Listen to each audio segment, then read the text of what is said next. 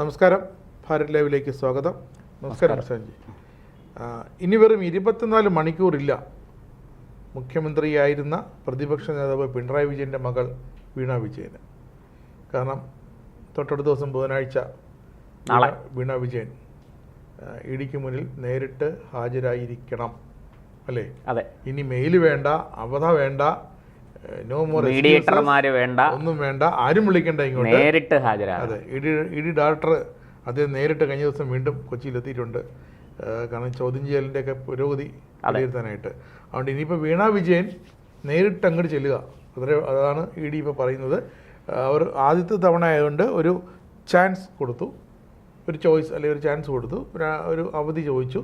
പക്ഷേ അടുത്ത തവണ ബുധനാഴ്ച രാവിലെ ഹാജരാകാൻ പറഞ്ഞാൽ വന്ന് ഹാജരായിക്കൊള്ളണം.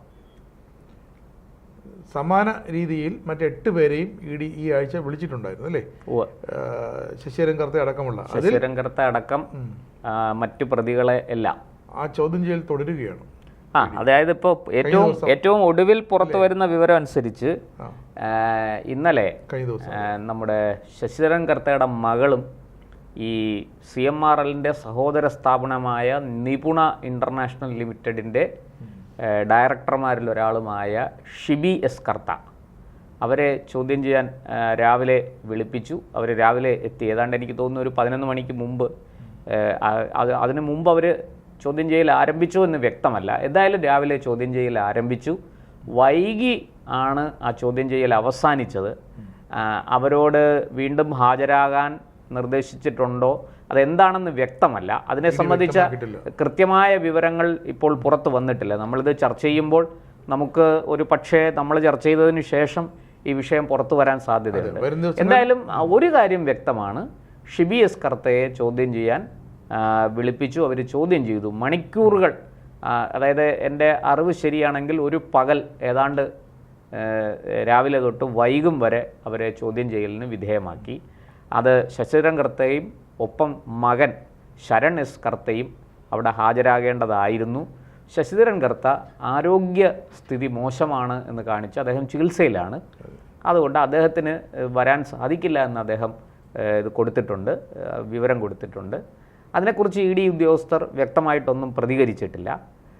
ശരൺ എസ് കർത്ത എന്താണ് വിശദീകരണം കൊടുത്തിരിക്കണമെന്ന് നമുക്കറിയില്ല. അത് സംബന്ധിച്ച് ഇഡിയുടെ വെളിപ്പെടുത്തലൊന്നും ഉണ്ടായിട്ടില്ല.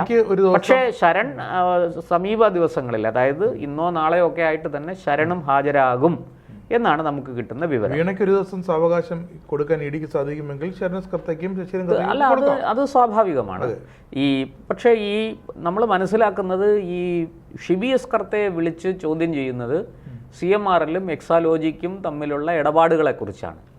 എന്ത് സേവനമാണ് അവർ ചെയ്തത്, എങ്ങനെയാണ് അതിൻ്റെ കാര്യങ്ങളൊക്കെ തീരുമാനിച്ചതും തുടങ്ങിയ അങ്ങനത്തെ ഒരുപാട് കാര്യങ്ങൾ.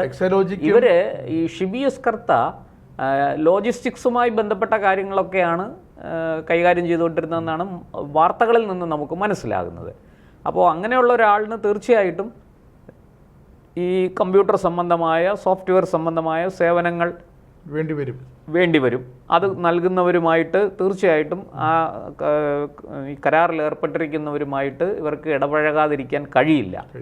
അപ്പോൾ അതുകൊണ്ടാണ് അവരെ ചോദ്യം ചെയ്യാൻ വിളിപ്പിച്ചതും. അവർ ഈ വിവരങ്ങളൊക്കെ അവർക്ക് അറിയാവുന്ന വിവരങ്ങളെല്ലാം അവർ കൈമാറിയിട്ടുണ്ട്. മറ്റൊരു പ്രധാനപ്പെട്ട നമുക്ക് ലഭിക്കുന്ന ഒരു സൂചന, ഇവരോട് നിരവധി രേഖകൾ ഹാജരാക്കാൻ ഇഡി ആവശ്യപ്പെട്ടിരുന്നു. ഈ നിപുണ ഇന്റർനാഷണൽ ലിമിറ്റഡും CMRLും ഒക്കെയായി ബന്ധപ്പെട്ട് ഈ എക്സാലോജിക്കുമായിട്ട് ഇടപാട് നടത്തിയതിൻ്റെ വിവിധ രേഖകൾ ഹാജരാക്കാൻ ഇവരോട് ഇഡി നിർദ്ദേശിച്ചിരുന്നു. അവർ ആ രേഖകളുമായിട്ടാണ് ചോദ്യം ചെയ്യലിന് ഹാജരായത് എന്നാണ് നമുക്ക് കിട്ടുന്ന വിവരം. ആ രേഖകൾ എന്തൊക്കെയാണ്, അത് വീണയ്ക്ക് കുരുക്കായി മാറുമോ അതോ വീണയെ രക്ഷിക്കാൻ സഹായിക്കുന്നതാണോ, ഇതൊന്നും ഇപ്പോൾ വ്യക്തമല്ല. പക്ഷേ അതൊക്കെ ഇഡിയുടെ കയ്യിൽ ഇപ്പോൾ എത്തിയിട്ടുണ്ട്. ഇഡി ആവശ്യപ്പെട്ട രേഖകൾ എല്ലാം ഇവർ കൊടുത്തോ ഇല്ലയോ എന്നും വിവരം പുറത്തു വന്നിട്ടില്ല. പക്ഷേ രേഖകളുമായിട്ടാണ് അവരവിടെ എത്തിയത്. അത് കൈമാറിയിട്ടുണ്ട് എന്നാണ് നിർദ്ദേശിച്ച. ആവശ്യപ്പെട്ട രേഖകൾ മുഴുവനും കൊടുത്തോ എന്ന് വ്യക്തമല്ല. പക്ഷെ അവരുടെ കൈവശം നിരവധി രേഖകളുണ്ടായിരുന്നു. അതുമായിട്ടാണ് അവർ വന്നത്. അത് കൊടുത്തു. അവരെ ചോദ്യം ചെയ്യലിന് വിധേയമായി.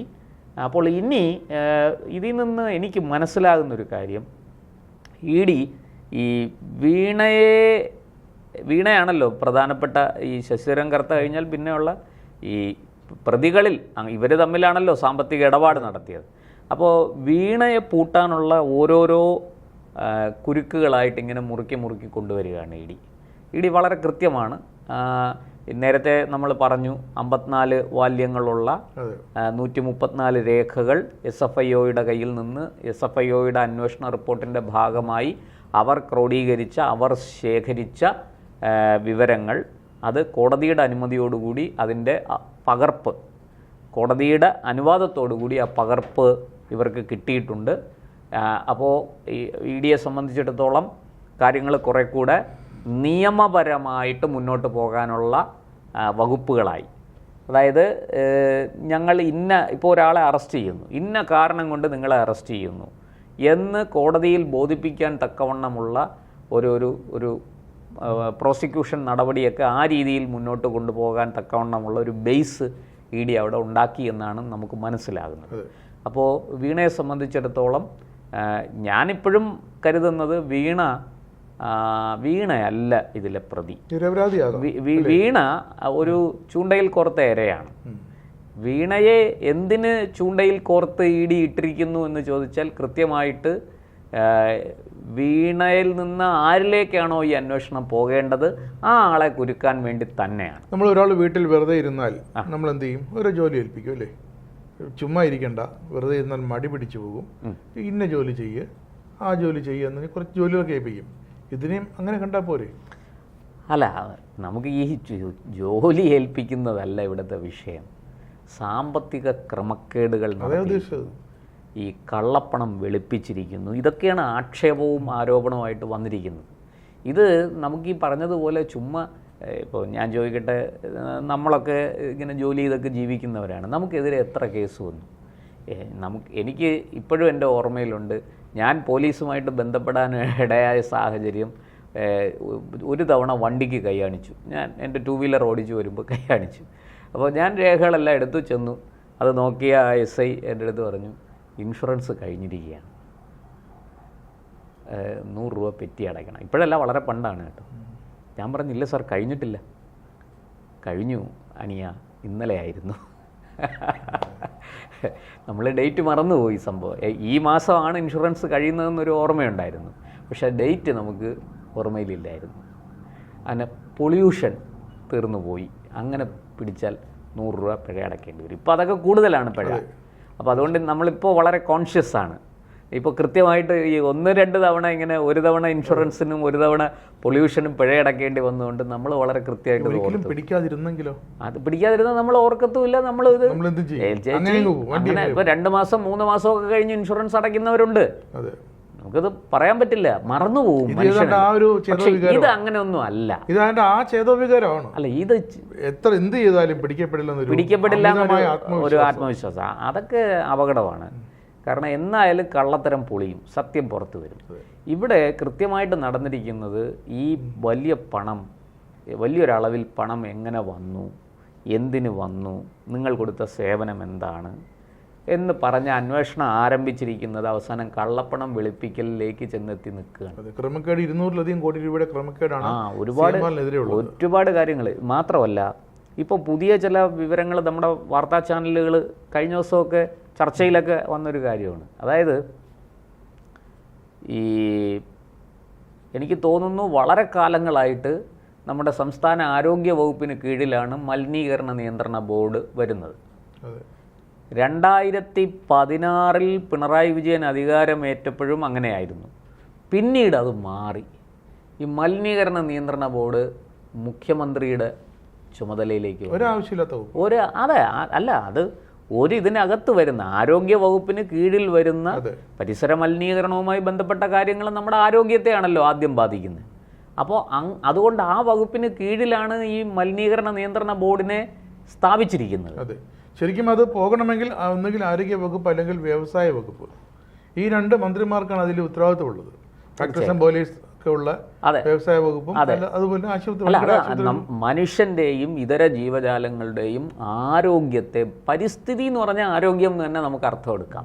അതിനെ ബാധിക്കുന്നു എന്ന് പറയുമ്പോൾ അത് തീർച്ചയായിട്ടും ആരോഗ്യ വകുപ്പിൻ്റെ കീഴിൽ വരേണ്ട ഒരു കാര്യമാണ്, ഒരു വകുപ്പാണ്, ഒരു ബോർഡാണത്. അത് വളരെ പെട്ടെന്ന് എടുത്തു മാറ്റി മുഖ്യമന്ത്രിയുടെ ചുമതലയിലേക്ക് കൊണ്ടുവരുന്നു. 2016 പിണറായി വിജയൻ അധികാരമേറ്റ് കുറച്ച് നാളുകൾ കഴിഞ്ഞപ്പോൾ അപ്പോൾ തുടങ്ങി മലിനീകരണ നിയന്ത്രണ ബോർഡ് ഇവരുടെ കീഴില്ല.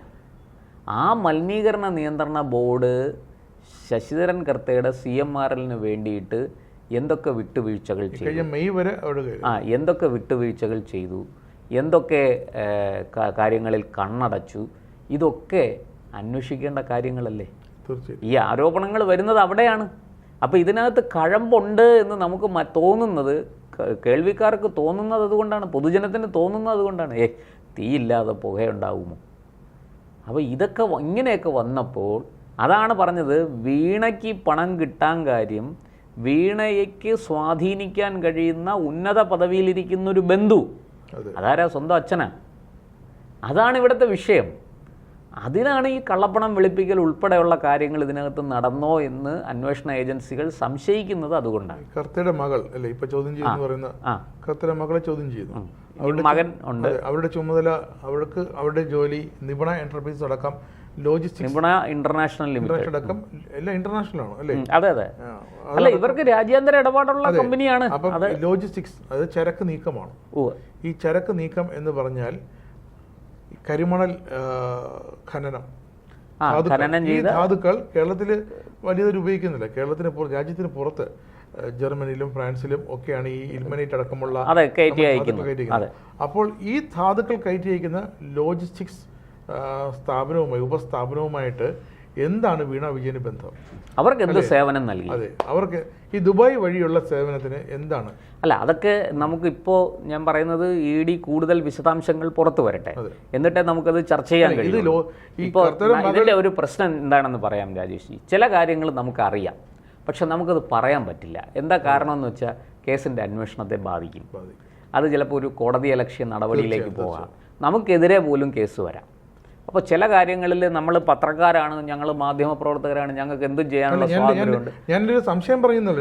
എൻ്റെ ഒരു സംശയം കൊണ്ട് ചോദിച്ചാൽ ഈ ലോജിസ്റ്റിക്സ് കൈകാര്യം ചെയ്യുന്ന ഈ നിപുണ ഇന്റർനാഷണൽ, അല്ല അതുകൊണ്ട് തന്നെയാണ് ലോജിസ്റ്റിക്സ് കൈകാര്യം ചെയ്യുന്നവർക്ക് കമ്പ്യൂട്ടർ സേവനം നിരന്തരം, കമ്പ്യൂട്ടർ ഉപയോഗം അവർക്ക് കമ്പ്യൂട്ടർ സേവനമാണോ നൽകിയത്? ഒരു ഇടനിലക്കാരിയായി പ്രവർത്തിക്കുകയായിരുന്നു? അല്ല, അതല്ല, അതിനൊക്കെ നമുക്കിപ്പോൾ ഉത്തരം പറയാൻ കഴിയില്ല, നമുക്കിപ്പോൾ അത് ചർച്ച ചെയ്യാൻ കഴിയില്ല. ചോദ്യങ്ങൾ അവിടെ ഉണ്ട്. ആ ചോദ്യങ്ങൾക്ക് ED വേണം. ഒരു അന്വേഷണ ഏജൻസി ഇത് സംബന്ധിച്ച് കാര്യങ്ങൾ പുറത്തുവിട്ടാൽ മാത്രമേ നമുക്കത് റിപ്പോർട്ട് ചെയ്യാനോ അത് ചർച്ച ചെയ്യാനോ 24 മണിക്കൂർ സമയമില്ല. അതായത് ഇപ്പോൾ ബുധനാഴ്ച ഹാജരാകണമെന്നാണ് വീണയോട് നിർദ്ദേശിച്ചിരിക്കുന്നത്. അപ്പോൾ ഇനി വരും മണിക്കൂറുകൾ വളരെ സങ്കീർണമാണ്, വളരെ ആകാംക്ഷാഭരിതമാണ്. ഇതിനെ തടയാൻ വീണ എന്തൊക്കെ ചെയ്യും, വീണയുടെ അച്ഛൻ പ്രതിപക്ഷ നേതാവായിരിക്കുന്ന ശ്രീ പിണറായി വിജയൻ എന്തൊക്കെ ചെയ്യും തുടങ്ങിയ ഒട്ടനവധി കാര്യങ്ങൾ നമുക്ക് ഈ അവസരത്തിൽ നമ്മളെല്ലാവരെയും മറ്റുള്ളവരെ പോലെ നമ്മളും ജിജ്ഞാസുക്കളാണ്, നമ്മളും അറിയാൻ ആഗ്രഹിച്ചിരിക്കുകയാണ്.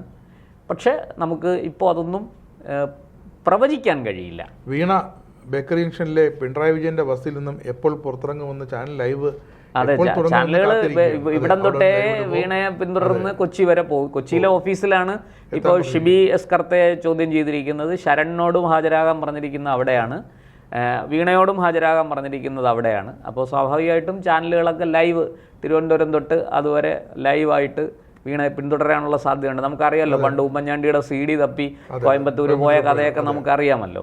ചാനലുകളെല്ലാം, അതെ, ചാനലുകളെല്ലാം ഒന്നും കിട്ടിയില്ലെങ്കിലും പുറകെ പോകും. അതൊരു വഴിതിരിച്ചു വിടലായിരുന്നു, മറ്റൊരു കാര്യത്തിൽ നിന്നുള്ള വഴിതിരിച്ചു. അതെ, അത് ഇവിടെ ഇതെല്ലാം ഇങ്ങനെയാണെന്നേ. ഇതൊക്കെ ഈ അധികാരം കയ്യിലുള്ളപ്പോൾ ഞാൻ താണ്ട രാജാവ്, അതൊക്കെ കഴിഞ്ഞു.